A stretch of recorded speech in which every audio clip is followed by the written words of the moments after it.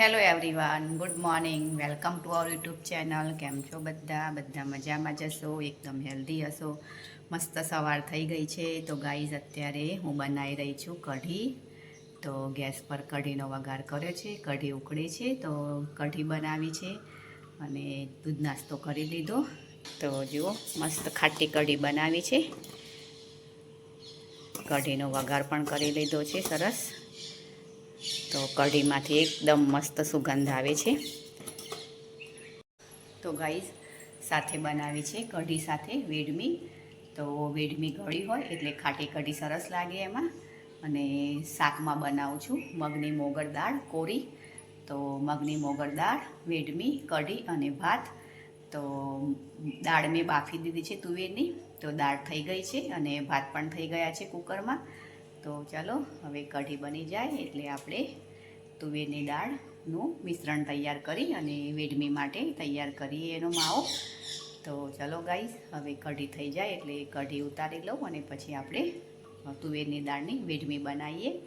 પોરણપૂરી, અહીંયા પોરણપૂરી પણ કહે છે અને વેડમી પણ બોલે છે. તો એ રીતે બોલે છે ગાઈઝ. તો ચાલો હવે આગળ કરીએ કન્ટિન્યુ. અને હા ગાઈઝ આજે તો થોડો સવારમાં વરસાદ પડ્યો એટલે ઠંડક થઈ ગઈ છે. ગાઈઝ આપણે વેડમી બનાવી હોય તો આપણને થોડી આળસ આવી જાય છે કે કોણ બનાવે એવું થઈ જાય છે, પણ એકદમ સરળ રીતે બની જાય છે વેડમી. તો જુઓ આ રીતે મેં કુકરમાં જ ભાત મૂક્યા હતા ઉપર અને ભાત પણ થઈ ગયા છે સરસ. અને નીચે મૂકી છે મેં તુવેરની દાળ. તો જુઓ આ રીતે કુકરમાં આપણે દાળ બાફી લેવાની. તો મેં એક જ સીટી લગાવી હતી.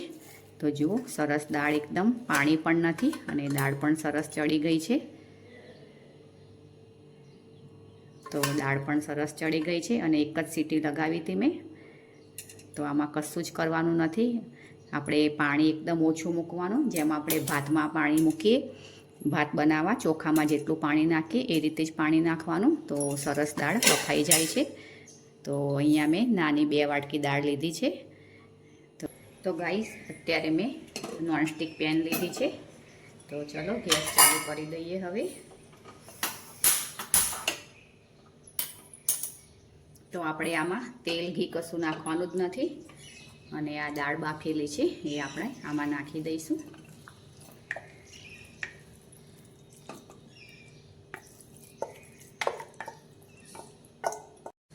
હા તો ફ્રેન્ડ્સ, દાળ આપણે કઢાઈમાં લઈ લીધી છે. તો હવે સરસ દાળને આપણે એકવાર હલાવી દઈશું પહેલાં. તો જુઓ અત્યારે સરસ દાળ મેં એક રસ થઈ ગઈ છે અને દાળ સરસ હલાવી લીધી છે મેં.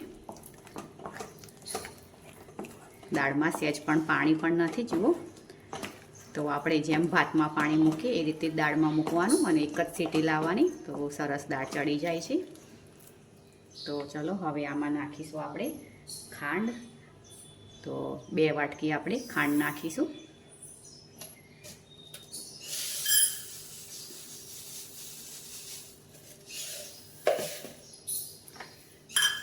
જો તમારે ખાંડ ના નાખવી હોય તો આમાં ગોળ પણ નાખી શકાય. ગોળ નાખીને પણ બનાવી શકાય, એ પણ સરસ જ લાગે છે પોરણપૂરી. અને તુવેરની દાળમાં બનાવીએ તો બહુ જ સરસ લાગે છે. એનો ટેસ્ટ બહુ જ મસ્ત આવે છે. તો હમણાં આપણે 2 વાટકી નાખી છે ખાંડ. જો ઓછી લાગશે તો પછી ટેસ્ટ કરી અને પછી ગળપણ જો ઓછું લાગશે તો નાખીશું. તો આ વાટકી છે એ નાની વાટકી, 2 વાટકી મેં તુવેરની દાળ લીધી હતી. તો અત્યારે મેં 2 વાટકી જ ખાંડ નાખી છે. પછી જોઈશે તો થોડી નાખી દઈશું.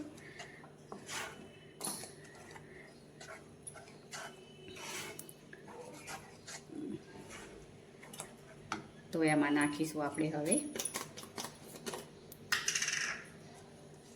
તો ગાઈઝ એમાં આપણે થોડો એલચીનો પાવડર નાખી દઈશું. એલચીનો પાવડર નાખીએ તો બહુ જ સરસ લાગે છે અને સ્મેલ અને ટેસ્ટ પણ સરસ આવે છે. તો હવે આપણે હલાવતા જઈશું અને ઘટ થાય ત્યાં સુધી આપણે એને ચલાવતા રહીશું ગેસ પર ધીમી આંચ પર. તો હજી થોડી વાર થવા દેવું પડશે.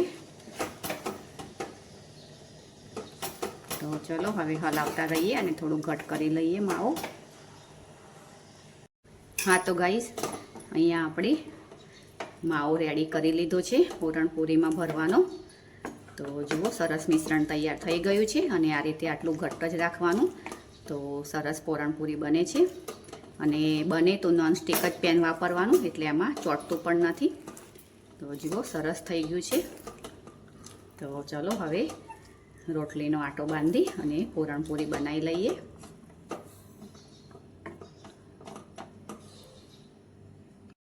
હા તો ગાઈસ,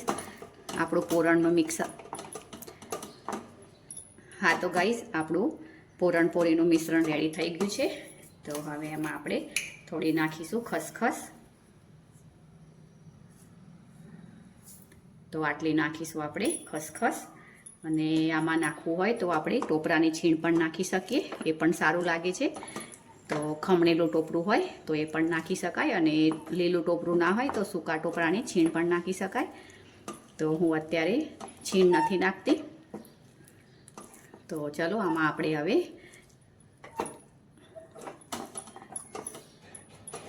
આમાં મેં એલચી અને જાયફળનો પાવડર હતો તે મિક્સ કરી લીધો છે પહેલાં જ આપણે. તો હવે ચલો મિશ્રણ ઠંડુ થઈ ગયું છે તો આપણે પૂરણપૂરી બનાવી લઈએ. હા તો ગાઈસ, આપણે પૂરણપૂરી બનાવવાની ચાલુ કરી દીધી છે. જુઓ એક તવી પર થાય છે.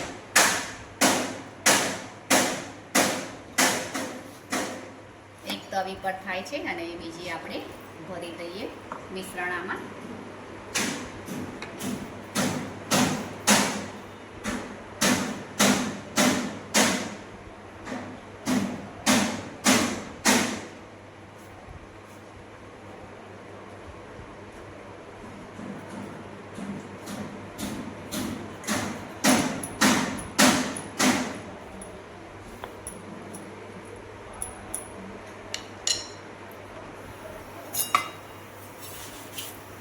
તો જુઓ ગાઈસ, મસ્ત પૂરણપૂરી બની ગઈ છે.